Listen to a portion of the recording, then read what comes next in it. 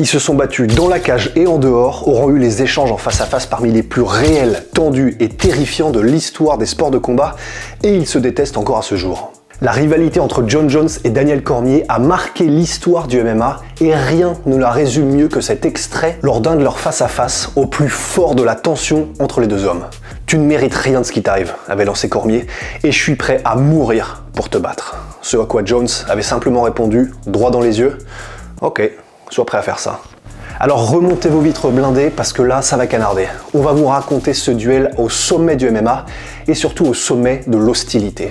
Et bien sûr, on vous rappelle que cette rivalité et énormément d'autres et des portraits de tous les combattants de l'histoire du MMA, tout ça se trouve dans le grand livre du MMA. C'est notre livre, on est très fiers de l'avoir écrit. Vous aurez absolument tout ce que vous avez à savoir sur cette discipline qu'on adore et qui nous passionne tous. Voilà, le grand livre du MMA, 2,3 kg, 256 pages. C'est pour vous, vous allez vous régaler. On est reparti. De toute façon, il n'existe pas un univers où ça aurait pu bien se passer. C'était juste impossible, tellement tout oppose Jon Jones et Daniel Cormier. Jones, arrogant mais talentueux à l'extrême, est l'exact inverse de Cormier, humble et travailleur acharné. Leur seul point commun en fait, c'est qu'ils auront roulé tous les deux sans pitié sur la concurrence, au point où il ne restait personne d'autre que d'eux pour se donner un peu de challenge. À eux seuls, ils avaient rasé tout le champ de bataille. Mais alors avant de plonger complètement en eau profonde, tant qu'on est encore sur le bateau et à la surface, vérifions d'abord notre matériel et intéressons-nous aux deux protagonistes. Nous sommes en 2014 quand va naître cette rivalité et Jon Jones, plus jeune champion de l'histoire de l'UFC, avait eu un parcours météoritique dans cette jeune discipline qu'était le MMA. Battant Shogun pour le titre Light Heavyweight à 23 ans, il était clair que personne n'était en mesure d'arrêter le prodige américain. 3 ans après avoir pris la ceinture, il avait dominé avec tellement de facilité tous ses adversaires que tous les observateurs s'accordaient à la même conclusion, il était le plus gros talent que le sport n'avait jamais vu. Capable de battre les meilleurs spécialistes dans leur domaine de prédilection, c'est comme si de combat en combat, il téléchargeait l'équivalent de plusieurs années de connaissances et compétences. Sa vitesse de progression était tout simplement terrifiante. Et en même temps qu'il écrase son royaume sans laisser aucune chance à ses rivaux, la rumeur commençait doucement à se propager qu'en plus il faisait tout ça sans même avoir à s'entraîner trop dur. Les rumeurs commençaient à grossir qu'avant chaque combat même, il se mettait des énormes cuites en prenant tout ce que sa bouche et son nez pouvaient absorber, alcool, drogue, prostituées. Rien n'était apparemment hors limite pour ce génie du combat en dehors. Même son combat le plus difficile contre Alexander Gustafsson, pour lequel on apprendra plus tard qu'il s'était à peine entraîné, il finit par le gagner au mental. Dans la cage, Jon Jones était tout simplement beaucoup trop loin, dans une ligue à lui tout seul. De l'autre côté, Daniel Cormier.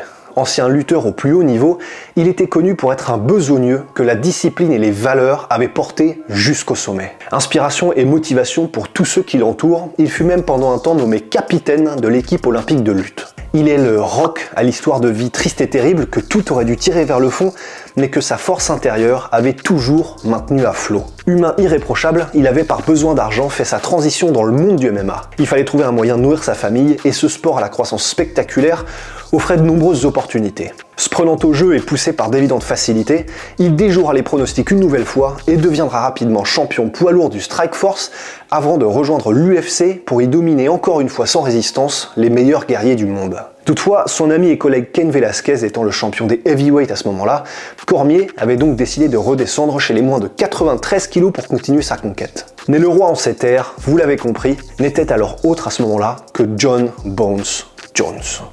Voilà, le décor est posé, on est harnaché pour partir dans les abysses, alors basculez en arrière et on y va. Et dès la première interaction, avant même qu'ils se rencontrent dans la cage, en fait on comprend rapidement pourquoi est-ce que ces deux hommes sont comme deux aimants du même pôle. Ça n'allait tout simplement pas le faire, c'était une évidence. Alors qu'ils se voient pour la première fois de leur vie, en backstage de Velasquez contre Lesnar, Jones, ayant entendu parler du pédigré de lutteur de Cormier, marche vers lui, se plante devant lui avec un petit sourire et annonce « Alors comme ça, t'es un lutteur, hein ? Eh ben moi je parie que je pourrais te mettre au sol. C'est gratuit, c'est marrant, mais ça sort de nulle part. Et si les dieux du MMA comptaient à la base en faire les meilleurs amis, ils ont dû paumer la manette de la PlayStation parce que là, c'était déjà trop tard. » Cormier, repoussé de manière épidermique et instantanée par la personnalité du jeune homme, savait alors déjà que ce n'était que le début des hostilités. Et effectivement, avance rapide jusqu'en 2014, alors que Jones venait de faire le combat le plus dur de sa carrière contre le fameux Gustafsson, DC est désigné comme le prochain challenger à la ceinture. À ce moment-là, l'ancien lutteur est à 15 combats en MMA pour 15 victoires, sans même avoir eu à trop se pousser. Aucune défaite donc, et le compétiteur en lui, ayant touché au plus haut niveau du sport partout où il est passé, commençait même à se demander s'il allait enfin trouver quelqu'un qui puisse lui donner un peu de fil à retordre. D'ailleurs, c'est ce qu'il dira à son adversaire Jon Jones lors des premiers échanges verbaux entre les deux monstres. Il dira « Ça fait tellement longtemps que j'attends un homme qui soit mon égal. S'il te plaît, Jon Jones, sois cet homme. » De son côté, Jones avait rasé ses ennemis de la même manière, arrivant à un palmarès de 20 victoires pour une défaite. Cette seule défaite étant une disqualification pour un coup de coude interdit. Ce combat, ce serait donc le choc inévitable entre deux chars d'assaut que personne ne savait comment arrêter. Mais avant même le combat, c'est le trash talk entre les deux hommes qui fera vraiment monter la température à 70. Il y eut d'abord, à travers différentes interactions sur différentes plateformes, les bastos d'usage. Cormier, après avoir gagné un combat, déclarait au micro « Jon Jones, peu importe où tu vas mon garçon, j'arrive ». Déclaration qu'il agrémentait de petits passages en mode « Plus t'attends Jon Jones avant de m'affronter, et le pire ce sera pour toi, parce que je vais continuer de m'améliorer ». Provocation auquel l'intéressé, comme blasé par tout ça, comme si Cormier ne méritait même pas son attention, répondait généralement en balayant tout ça d'un revers de main, comme pour faire comprendre à tout le monde que lui était au-dessus de tout ça et ne considérait même pas DC comme une menace. Lâchant quand même, au passage, des petits « Attends-toi à ce que des choses très vicieuses t'arrivent, Daniel Cormier ». Juste pour quand même montrer les crocs. Mais le moment qui deviendra le plus culte fut un échange, juste après le premier stare-down, qui avait dégénéré en bagarre lorsque Cormier, répondant au front contre front, avait repoussé Jones par la gorge. Les deux hommes s'étaient alors retrouvés après ça, installés dans des salles voisines mais séparées, pour un échange télévisé afin de parler de l'incident et promouvoir le combat. Jones, que beaucoup accusaient alors d'essayer de montrer une personnalité au public bien différente de sa personnalité réelle, avait d'abord commencé par s'excuser publiquement pour ce qui venait de se passer. J'aimerais présenter mes excuses au MGM Grant, à tous les fans et à tous les enfants qui ont vu ça. Je suis vraiment pas fier de ce qui s'est passé aujourd'hui. Ce à quoi Daniel Cormier avait immédiatement répondu, hilar, tellement faux, mais t'es tellement faux. Mais vous auriez dû entendre ce qu'il disait il y a 2 minutes, mais mon Dieu, mais qu'est-ce que c'est que ce délire? Puis l'échange reprend son cours et continue. Et alors qu'il prend fin et que les présentateurs semblent avoir rendu l'antenne, Jones, pensant qu'il n'est plus télévisé, va alors sortir de son personnage et s'adresser directement à DC en disant « Eh salope, t'es toujours là ?» Cormier, préférant en rire encore une fois, se prend alors au jeu. « Ouais, je suis là. Mais toi, t'es vraiment la personne la plus fausse. Tu sais, en réalité, j'admire le fait que tu sois capable d'être aussi faux. Et quand la télé s'allume, tu changes complètement. T'es un vrai caméléon, c'est incroyable. » Jones répondra « Ah, je suis un professionnel.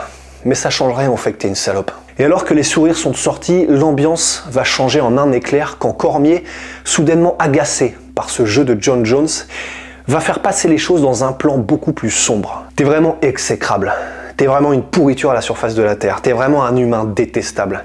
Mais quand il s'agit de faire ton petit spectacle, là t'es bon. Merci, avait répondu Jon Jones. Et Daniel Cormier d'enchaîner.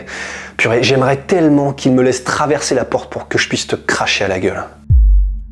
Ce missile, terrifiant, surpuissant, mettra un silence de mort pendant quelques secondes avant que Jones ne réponde « T'es bien conscient que je te tuerais si tu tentais un truc comme ça ?» Et Daniel Cormier de répondre « Tu pourrais pas me tuer, John ?» Et Jones d'enchaîner « Je te tuerai, littéralement. » Et Daniel Cormier de finir « Eh ben alors tu devrais essayer, John. Essayons, John. » Et alors qu'on est au maximum de tension de ce qui était humainement possible, l'un des régisseurs télé, ne sachant pas où se mettre, annonce alors à Jones qu'on est toujours en live. Jones, éberlué, tente alors de comprendre l'information. Quand tu dis en live, tu veux dire que ça part dans le satellite, ouais. Ah donc les gens peuvent l'utiliser? Cormier, n'en ayant pas loupé une miette, s'amuse alors de la situation. Oh merde John, t'as entendu John? Après ça, la rivalité avait atteint un point de non-retour. Lorsqu'ils se rencontreront dans la cage, le combat sera disputé, mais Jon Jones réussira à prendre l'avantage sur Cormier, lui infligeant non seulement la première défaite dans une cage, mais lui faisant l'affront, comme promis, de le mettre au sol pour la première fois de sa carrière en MMA. Il le fera même par 3 fois. Il remporte ainsi une décision unanime, mais Cormier, bien que vaincu, n'avait bien évidemment pas été ridicule, loin de là. Une revanche était donc inévitable. Contrôlé positif à la cocaïne pendant son camp d'entraînement, Jones sera tenu loin de l'octogone néanmoins pendant longtemps à cause de problèmes extrasportifs. Il sera déchu de sa ceinture pour ses ennuis avec la justice et la revanche contre DC n'interviendra alors, après de nombreuses péripéties et occasions manquées, que 2 ans plus tard. Cormier était alors le champion incontesté des light heavyweight et Jones le challenger revenant pour son trône. Et encore une fois, c'est lors d'un face-à-face organisé par l'UFC, présenté par Joe Rogan, et où les trois hommes sont assis à 1 mètre les uns des autres, que la rivalité nous offrira des moments aussi terrifiants que légendaires. Une nouvelle fois, au cours de cet échange, la tension atteindra des sommets jusqu'alors jamais vus dans ce sport. Tension qui culminera par Cormier annonçant « Je serai devant toi, à te mettre la pression et à essayer de t'arracher la tête à chaque seconde de ce combat. Je sais que t'aimes bien être là et prendre tout le monde de haut, mais je te le dis maintenant, c'est ma vie et je suis prêt à mourir pour te battre. Parce que comme je l'ai dit de nombreuses fois, tu mérites pas tout ça. Et je vais te montrer que tu mérites pas tout ça. T'as l'air d'avoir le seum ?» interjecte alors Jon Jones. « J'ai pas le seum du tout, disait Cormier, mais tu ne mérites pas tout ça et je mourrai pour te battre, sache-le. » Ce à quoi Jon Jones avait alors conclu « Ok, sois prêt à faire ça. » Le second combat sera encore plus serré et disputé que le premier. Daniel Cormier, au sommet de son art, poussera Jones à donner le meilleur de lui-même et la bataille sera d'un niveau hallucinant. Mais au troisième round, Jones trouvera la faille avec un magnifique high kick qui sonnera le début de la fin pour Cormier. Le coup est terrible pour l'ancien lutteur qui doit accepter, après toutes leurs interactions et le venin injecté par Jones, que ce dernier était le meilleur combattant, pensée qui le hantera jusqu'à aujourd'hui encore de son propre aveu. Pourtant, dans les faits, le combat sera déclaré comme un no contest après que Jones ait raté un test antidopage, mettant sérieusement en doute la validité de l'accomplissement. Mais pour le compétiteur en Cormier, une défaite est une défaite, et ce serait malheureusement ainsi que se terminerait la rivalité sportive entre les deux hommes. Mais pour terminer ce récit, on va vous laisser avec une déclaration de Daniel Cormier presque prophétique à propos de Jon Jones, qui colle tellement étrangement à ce qu'on sait des problèmes de la vie de Jon Jones avant, pendant et après leur rivalité. Cormier dit alors ce jour-là « La triste vérité, c'est que par son histoire, on peut déjà prédire que les choses vont se répéter. C'est sa personnalité, c'est ancré en lui, c'est lui au plus profond. Il changera jamais, il est pourri de l'intérieur et il va continuer de tout gâcher. » Cette prédiction, froide et violente, semble pourtant, aussi triste que ce soit, avoir été d'une précision effrayante. Car depuis ce jour, en juin 2017, tout paraît la confirmer et Jones accumulera les problèmes dans une spirale qui lui fera toucher le fond de nombreuses fois, mettant parfois même sa propre famille en danger. Mais voilà, on espère qu'il arrivera quand même un jour à s'en sortir pour mettre tous ces démons derrière lui. Mais en attendant, lui et Cormier, sur le plan sportif, font partie des meilleurs combattants que la planète n'ait jamais vus. Alors encore aujourd'hui, les défaites continuent de hanter Daniel Cormier, qui l'avoue avec beaucoup de classe, et les deux hommes continuent d'être comme les deux mêmes pôles d'un aimant. L'animosité reste évidente entre les deux hommes lorsqu'ils parlent l'un de l'autre, mais en tout cas, sur le plan sportif, la rivalité est bel et bien terminée. Voilà, c'était l'anecdote du père Rusty sur Jon Jones contre Daniel Cormier. On espère que ça vous a plu, que vous avez appris des choses. Si c'est le cas, mettez un pouce bleu et abonnez-vous à la chaîne, ça aide énormément. Et puis à la prochaine, prenez soin de vous. Ciao.